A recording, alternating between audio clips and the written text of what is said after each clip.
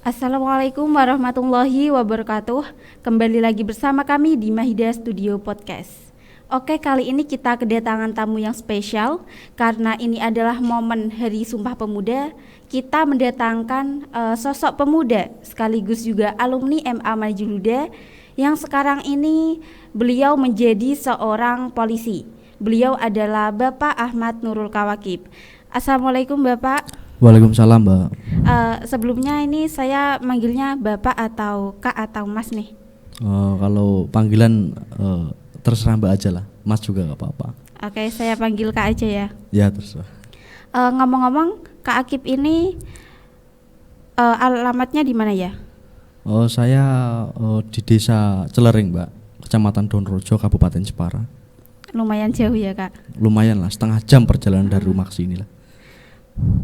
Kan Kak Akib alumni MA Manajemen Huda ya? Iya betul. Itu tahun berapa Kak? Saya alumni tahun 2018. Lumayan lama ya Kak? Lumayan lama sih. Kalau boleh tahu dulu Kak Akib ngambil jurusan apa di sini? Dulu saya mengambil jurusan IPA, Pak. Lah, sampean mengambil jurusan apa di sini? Kalau saya kebetulan juga sama seperti Kak Akib. Saya di IPA ngambil, juga? Iya. Oke. Kak Akib ini kan sebagai alumni MA Manajemen Huda ya. Berhubung Kak Akib sebagai alumni, saya juga akan menanyakan pesan dan kesannya ketika Kak Akib masih bersekolah di sini. Mungkin bisa Kak Akib jelaskan. Ya, terima kasih, Mbak. Sebelum saya menjawab pertanyaan pesan dan kesan, saya mengucapkan banyak terima kasih kepada Bapak Ibu guru dan rekan-rekan MA Mahida semuanya yang telah memberikan kesempatan kepada saya untuk mengisi atau menjadi narasumber di podcast kali ini. Kemudian untuk kesan saya selama belajar di MA Mahida sini itu tentunya sangat baik, Pak. Karena saya itu sangat suka sekali pembelajaran metode yang diberikan kepada Bapak Ibu guru yang ada di MA Mahida sini. Dan saya bangga menjadi alumni MA Manajemen Huda sini.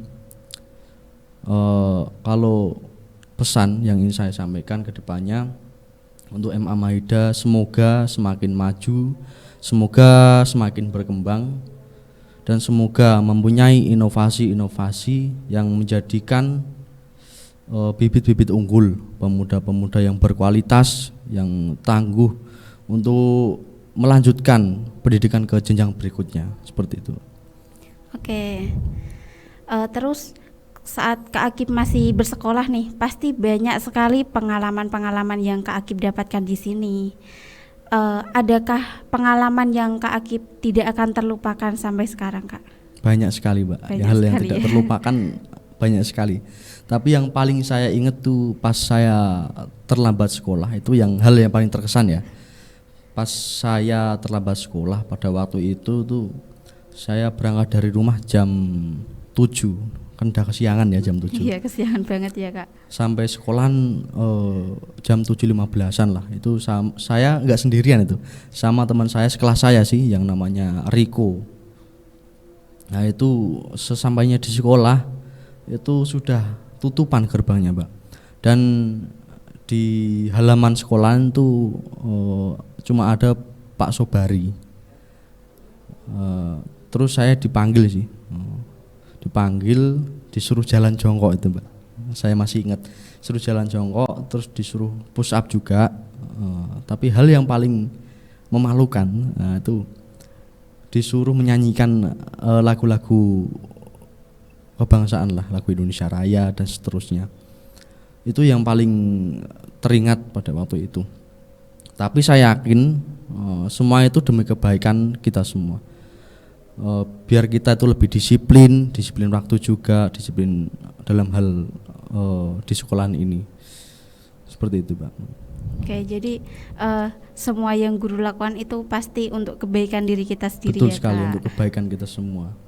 Nah, ini kalau saya boleh tahu nih, gimana sih ceritanya Kak Akib kok bisa menjadi seorang polisi?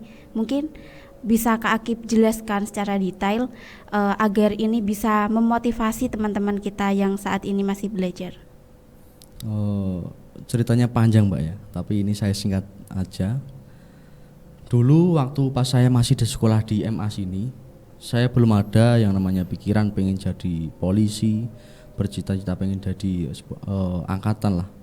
Itu belum ada. Waktu itu pas saya menjelang mau UN itu, ujian nasional, itu kebetulan wali kelas saya yang dulu itu Bu Ulfa, yang beliaunya sekarang udah jadi dosen di IAIN Salatiga sana. Itu nge-share di grup, entah itu grup apa saya lupa ya, di tahun 2018 itu adanya grup apa saya lupa. Tapi itu nge-share di grup ada brosur pendaftaran TNI Polri. Dan saya langsung ngomong sama orang tua saya, bagaimana misal saya mendaftar ini. Saya mempertimbangkan kepada orang tua saya. Terus respon orang tua saya itu kurang enak. Apakah kamu itu bisa ngomong seperti itu, bapak saya itu? Wong belum ada persiapan sama sekali itu. Kan itu juga pas menghadapi UN, belum ada persiapan sama sekali kan ya, berat ya menurut saya. Saya pikir-pikir beberapa hari saya pikir, terus akhirnya saya nekat. Waktu itu ada pendaftaran online, saya langsung daftar di online itu.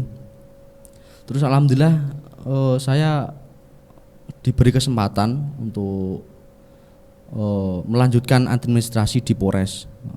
Tes verifikasi administrasi namanya dulu. Saya yang tidak bisa membagi waktu pas di situ. Itu pas saya UN, saya ke Polres untuk melengkapi berkas-berkas, kembali ke sekolah lagi untuk menghadapi UN juga. Itu yang paling berat menurut saya, membagi waktunya itu yang berat. Waktu untuk belajar juga minim kan itu sih. Alhamdulillah di administrasi Polres saya lulus dan diberi kesempatan untuk melanjutkan administrasi tingkat Polda. Nah, ini yang lebih berat lagi Pak, soalnya saya harus ke Semarang sana, di Polda sana. Dan waktu itu juga pas UN juga, masih UN itu saat itu. Jadi saya bolak-balik sana sini, alhamdulillah membuahkan hasil yang baik, yaitu saya alhamdulillah administrasi tingkat Polda saya lulus. Dan selanjutnya seleksi demi seleksi yang ada di Polda, akademik, psikologi, kesehatan, jasmani, saya itu lulus semua alhamdulillah. Dan diberikan kesempatan untuk mengikuti pendidikan di SPN Purwokerto, Sekolah Polisi Negara Jawa Tengah, di Purwokerto sana. Dan alhamdulillah selama 7 bulan saya pendidikan itu tidak ada halangan suatu apapun. Dan sempat pas selesai pendidikan saya waktu itu 4 Maret tahun 2019 saya itu dilantik dan langsung di penitipan waktu itu di Polres Batang, tahu kan? Yeah. Nah, di Polres Batang selama 2 bulan itu saya selesai dilantik itu langsung menghadapi tugas yang berat, yaitu Pilpres dulu tuh 2019. Saya 2 bulan penitipan di Batang, terus sambil nunggu penempatan dari Polda turun. Alhamdulillah setelah 2 bulan itu saya penempatan kembali ke wilayah Mbak, kembali ke Jepara lagi. Alhamdulillah sampai sekarang ini, alhamdulillah seperti itu. Perjuangannya berat banget ya Kak, harus membagi waktu antara belajar dan juga pendaftaran itu. Iya. Kalau boleh tahu nih Kak, dulu Kak Akib itu cita-citanya apa ya sebelum terjun ke polisi? Kalau masalah cita-cita saya dulu itu aslinya saya dulu tuh ya pengennya jadi guru lah. Wow, jadi guru ya Kak. Betul. Tapi sekarang jadinya polisi gitu. Iya, itu kan nasib orang kan beda-beda juga sih. Terus gini nih Kak, gimana sih yang Kak Akib rasakan setelah Kak Akib berjuang begitu berat untuk mendaftar di kepolisian ini sampai keterima. Itu gimana sih Kak rasanya?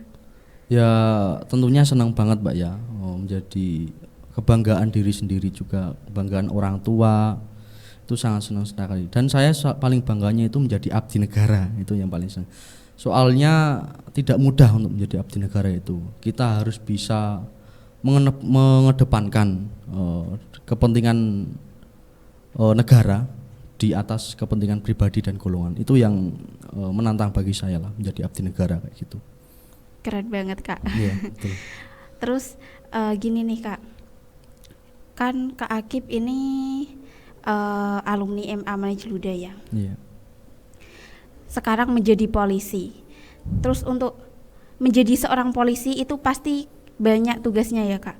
Kalau saya boleh tahu itu tugas-tugas pokok kepolisian itu apa ya Kak? Kalau masalah tugas pokok kepolisian ya berdasarkan Undang-Undang Nomor 2 Tahun 2002 Pasal 13 terkait Kepolisian Negara Republik Indonesia, itu ada 3 poin. Ada 3 tugas-tugas pokok Polri, yaitu yang pertama Harkamtipmas, yaitu memelihara keamanan dan ketertiban masyarakat. Yang kedua yaitu Gakum, penegakan hukum. Pasti udah tahu ya, polisi penegak hukum kan itu sih. Yang ketiga adalah memberikan perlindungan, memberikan pelayanan dan pengayoman kepada masyarakat.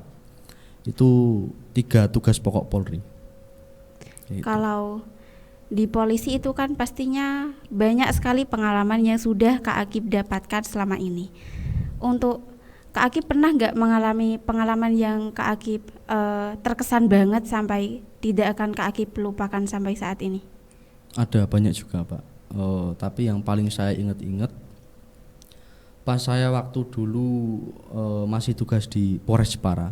Sekarang ini kan saya udah pindah di Polsek Donorejo sini. Alhamdulillah dekat sama rumah. Dulu pas masih di Polres Jepara, saya itu di unit Samapta. Dan tugas unit Samapta itu ya banyak, antara lain juga patroli, pengawalan, dan pengamanan orkes, pengamanan dangdut. Waktu itu saya ada pengamanan dangdut di wilayah Jepara sama teman-teman juga. Pas itu ada perkelahian lah, ada kericuhan yang sampai berlarut-larut, sampai lama sekali. Dan kami sebagai kepolisian kan langsung melerai, demi keamanan sih langsung melerai. Dan saat itu tidak bisa dilerai dan sampai ada anggota yang terluka, sampai ada yang kena pukulan dan sebagainya. Tapi itu semua kita lakukan dengan ikhlas, tidak ada yang namanya pendapat-pendapat yang tidak enak untuk masyarakat. Semua itu emang tugas dari saya, memang tugas dari kami, dari Polri gitu. Seperti itu. Kalau untuk sekarang ini nih Kak Akib itu di kepolisian itu di bidang apa ya Kak?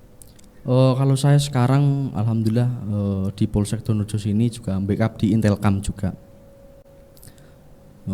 Kalau dulu di Polres kan di unit Samapta, sekarang di Polsek kemarin baru di sprint di unit Intelkam sekarang. Oke. Kak Akib kan sebagai alumni dan juga sebagai sosok pemuda nih Kak, dan sekaligus juga sebagai seorang polisi. Gimana sih pandangan dari Kak Akib dengan adanya Hari Sumpah Pemuda ini? Menurut saya Hari Sumpah Pemuda ini adalah menjadi momentum atau menjadi tonggak generasi-generasi penerus bahwa kita itu punya power. Jadi jangan pemuda-pemuda jangan pesimis lah, harus optimis karena kita sebagai generasi penerus, generasi bangsa itu punya power, punya pengaruh besar,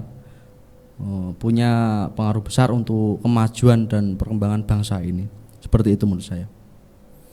Jadi kita sebagai pemuda harus optimis dan harus giat untuk menggapai cita-cita. Gitu. Oke Kak. Kalau arti Sumpah Pemuda bagi diri Kak Akib sendiri itu apa ya? Kalau arti Sumpah Pemuda itu ya pemuda-pemuda yang ada di Indonesia ini itu harus mempunyai rasa nasionalisme yang tinggi, harus mempunyai rasa saling menghargai dan menerima perbedaan, yaitu yang seperti yang tercantum di bunyi Ikrar Sumpah Pemuda itu sendiri, yaitu yang pertama, kami putra dan putri Indonesia mengaku bertumpah darah yang satu, tanah air Indonesia. Itu bisa diartikan walaupun kita menginjakkan kaki di tanah yang berbeda, mungkin ada yang di Jawa, ada yang di Sumatera, ada di Sulawesi, tapi kita tetap satu di tanah air Indonesia. Kemudian yang kedua, kami putra dan putri Indonesia mengaku berbangsa yang satu, bangsa Indonesia. Itu bisa diartikan walaupun kita mempunyai suku, bangsa, ras dan agama, mempunyai perbedaan, tetapi kita harus menerima perbedaan itu. Kita kan punya suku yang berbeda-beda ya, itu harus kita saling menghargai lah kayak gitu. Yang ketiga bunyinya yaitu kami putra dan putri Indonesia menjunjung tinggi bahasa persatuan, bahasa Indonesia. Ya udah jelas kita itu di Indonesia itu punya banyak bahasa ya, ada bahasa Jawa, bahasa Sunda dan lain-lain. Kita harus bisa menghargai, dan kita sadar bahwa ada satu bahasa persatuan di Indonesia ini, yaitu bahasa Indonesia, bahasa pemersatu. Nah, dan kita sebagai generasi penerus itu harus bisa mengimplementasikan apa yang menjadi nilai-nilai luhur Sumpah Pemuda itu sendiri, seperti itu, Mbak. Intinya mengasas pada bunyi dan arti Sumpah Pemuda itu ya, Kak? Iya, betul sekali, Pak. Nah, kalau untuk diri kita sendiri nih, Kak, yang masih belajar saat ini kan kita masih bersekolah, masih belajar. Terus apa sih, Kak, yang seharusnya bisa kami lakukan sebagai penerus dan juga sebagai generasi, sebagai pemegang tongkat estafeta kepemimpinan bangsa, nusa dan agama yang akan datang ini? Terima kasih untuk pertanyaan itu. Ya jelasnya ya, kita sebagai generasi penerus, sebagai generasi pemegang tongkat estafeta ya, kita harus giat dalam menggapai cita-cita itu yang utama. Karena Indonesia itu butuh orang-orang yang hebat, orang-orang yang tangguh untuk kedepannya. Dan pesan saya harus terus belajar, berusaha, karena juga udah ada yang mengatakan manjada wajada kan itu ya. Semua yang siapa yang bersungguh-sungguh pasti akan berhasil, seperti itu, Pak. Ya, intinya kita harus terus berusaha untuk menggapai cita-cita untuk kita, gitu ya, Kak. Sekali, ya. Nah, sebagai alumni MA Manajemen Luda nih, Kak, adakah pesan-pesan atau mungkin kata-kata yang ingin disampaikan untuk para guru-guru yang sedang mengajar di MA Manajemen Luda dan juga untuk para siswa-siswi MA Manajemen Luda? Ya, terima kasih. Pesan-pesan banyak ya, Pak ya. Pesan-pesan untuk Bapak Ibu guru. Saya mengucapkan terima kasih kepada Bapak Ibu guru semua yang telah memberikan atau membagikan ilmu ke kami siswa MA Mahida, dan saya pribadi mengucapkan banyak terima kasih untuk Bapak Ibu guru yang telah mendoakan dan memberi support kepada saya. Mungkin tanpa doa restu Bapak Ibu semua, saya tidak akan bisa menjadi seperti ini. Dan untuk adik-adik semua yang masih belajar di MA Mahida sini, saya mau berpesan harus giat belajar, berusaha, pantang menyerah. Apa yang menjadi cita-cita kalian, itulah fokus di situ, semangat untuk meraih cita-cita. Dan semoga saya berdoa aja semua yang ada di MA sini, murid-murid yang ada di MA nantinya bisa menggapai cita-citanya dengan mudah, begitu, Pak. Alhamdulillah ya, Terima kasih buat teman-teman yang sudah menonton dan juga terima kasih buat Kak Akib Ya, yang sama-sama. sudah meluangkan waktunya untuk datang dan ngobrol-ngobrol bersama kami di Mahida Studio. Semoga ini semua bisa menginspirasi teman-teman yang saat ini di rumah masih belajar dan masih sibuk memikirkan cita-cita untuk kedepannya. Dan juga untuk Kak Akib, semoga tetap konsisten Siap. menjalankan Ya, tugas-tugasnya. terima kasih. Dan juga bisa menjalankan tugas dengan sebaik-baiknya. Ya. Oke. Kita semua bangga karena Kak Akib saat ini menjadi alumni MA Manhajul Huda yang sukses menjadi seorang polisi. Oke, sampai jumpa di podcast berikutnya. Saya pamit undur diri, saya Farihatul Nasifah dan Kak Ahmad Nurul Kawakib pamit undur diri. Sekian dari kami. Wassalamualaikum warahmatullahi wabarakatuh.